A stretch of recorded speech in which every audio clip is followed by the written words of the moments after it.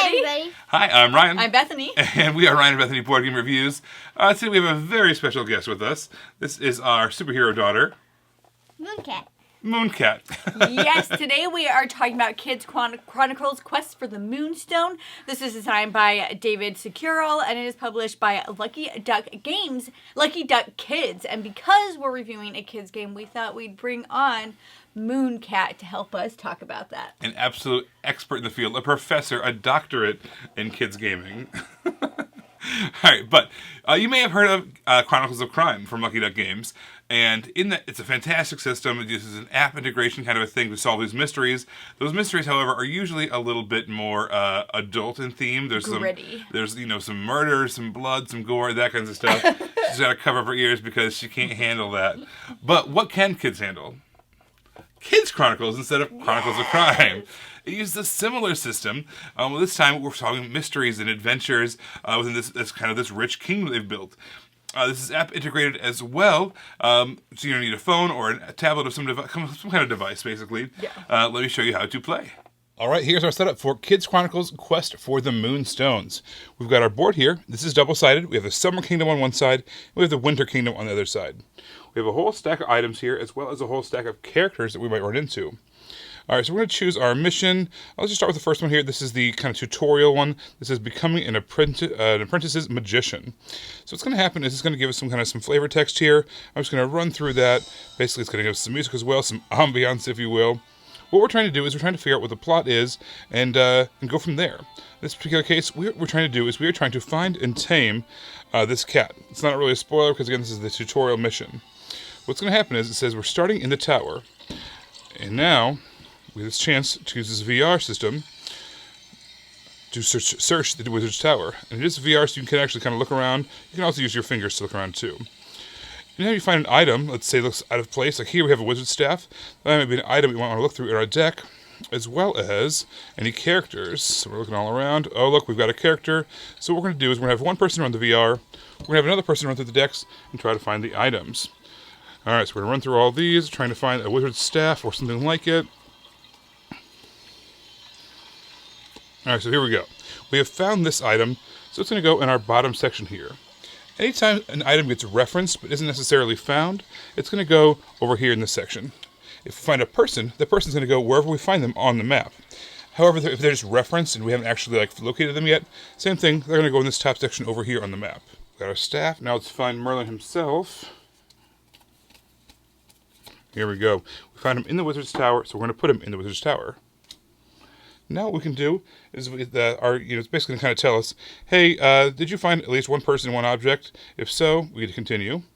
All right, so now you get a chance to look again if you want to. And again, it's running through the tutorial a little bit. I'm going to skip past a lot of this. All right, so now we have this QR scanner, and every single item, every single location, and every single person on this board has a QR code. If you ever want to talk to someone, you simply scan their QR code. So what we're going to do is we're going to scan Merlin's QR code here, and he's going to give us a little bit of plot. All right, so we'll scan this. It says, so you want me to teach you about magic? It won't be easy, but I can see you have potential. And again, it's going to go through a whole lot of plot. Now, he just mentioned our cat. We haven't actually found them yet, so what we can do is we can put them over here to show that they've been mentioned. We can now ask about them and that kind of thing, but we haven't actually found them yet. All right, so we're going to keep on going here. What we can do is once we are talking to Merlin, or talking to any character for that matter, it's going to say, you are now speaking with Merlin. You can ask Merlin about other things. So let's say we've got the staff down here. We're going to scan that QR code. What we're going to do is we're going to get his perspective about those particular items. It says, oh, it's my old magician's staff, blah, blah, blah. So now we kind of get to see all that. And we can even ask him about the cat as well, because now that we've seen it, we know that it's out there. We can get his perspective on the cat. It says, strange paw prints have been found near the swamp. Maybe you should start there. So that kind of gives us an idea of where we need to go next. So let's get out of there. If we want to stop talking to someone, we can say goodbye to them. And now we can move around. Whenever you're traveling from place to place, you do need to be adjacent to that location. So right now, here from the Wizard's Palace, we can get to the swamp. So to move there, we're simply going to scan this. And then it's going to tell us a little bit of plot. And then once again, it's going to move us into this VR mode where we're going to be able to look around, find some more people, find some more objects. Looks like there's a red ball of yarn. Oh, and there's a character we might need to meet. So we're going to pull those cards out of the deck just like before. We're going to ask them questions about all the different plot points, all the different items that we've been trying to find, items that we have already found, any of the other characters we can ask about. It'll give us their opinion of basically anything. And kind of deducing all that, what we're trying to do is we're trying to figure out how to solve this puzzle of a game. We tend to like to get a lot of our plays, so we basically ask every single character about every single item and or person on the entire table. But if you want to, you can kind of treat this more of like a mystery thing and try to do it in as few steps as possible and try to be very efficient. But either way is totally viable. There's no wrong way. You can't really lose this game. All you're doing is kind of slowly progressing towards the solution each mission you go on. There are basically 6 different missions that you can play in this game. One is the tutorial, which we were just kind of looking at, and there's also 5 main missions, and the final of which is kind of like the culmination of all of your teachings as an apprentice magician. So you're going to have to use all your wits, all your skills in order to solve that one. But if you're able to successfully finish that final mission, you'll successfully become a magician. I really enjoyed the VR system. It's timed and you have to look around. I like that it's timed because if it wasn't, you just you don't have a really good excuse to just just stare at it. And what are you looking for? You can look for people, objects, and the background. Yeah, and just enjoy the world.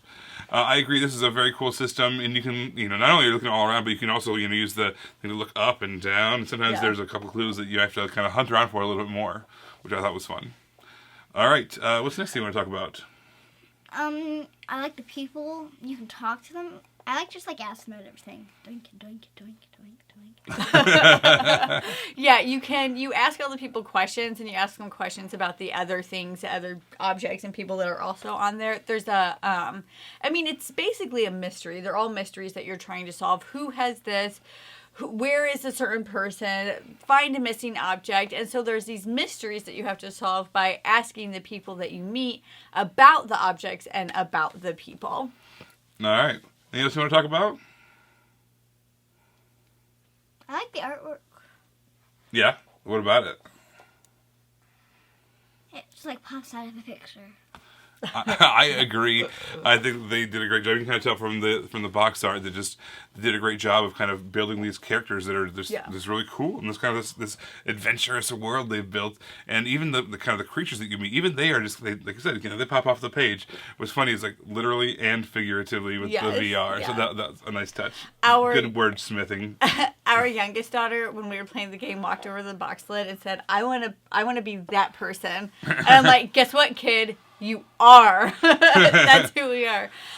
So one thing to keep in mind about this game is there's a lot of games that are app assisted, right? The app helps the board game.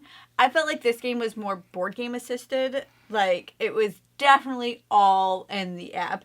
And you scan things, but everything really was in the app. And so that just wasn't my thing, I guess. I don't know how you could have reversed that and make the board game app assisted instead of the app board game assisted. But that was just something that I noticed and wasn't necessarily my thing.